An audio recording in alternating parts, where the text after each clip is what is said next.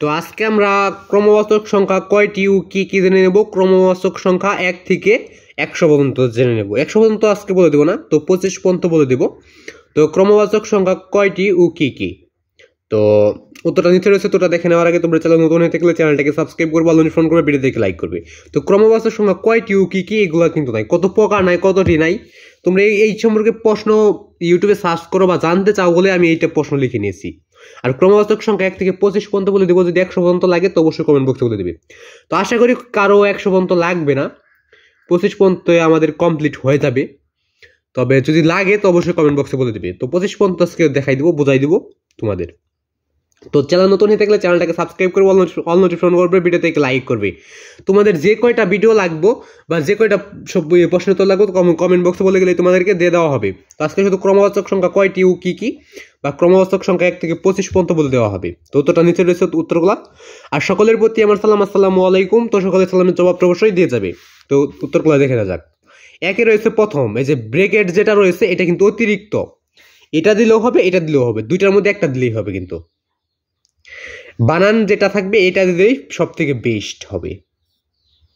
Best, এটা হলো best. আর এটাও দুইটার মধ্যে একটা দিলেই হবে, দুইটাই সঠিক। এই একটা এই একটা। আবার দ্বিতীয়টায়ও কিন্তু দুইটা দেওয়া আছে। দ্বিতীয়টাই হলো দুইটা, এই যে এটা হলো দ্বিতীয়। বক্সের এই যে নিচে বক্স আকারে দেওয়া আছে, এটা দিবেন, তা না হলে এটা দিবে। ব্রেকেটের মাঝখানে যেগুলা রয়েছে ওইগুলা তোমরা দিতে পারো, বা এই বানান করে যেগুলা ওইগুলা দিতে পারো।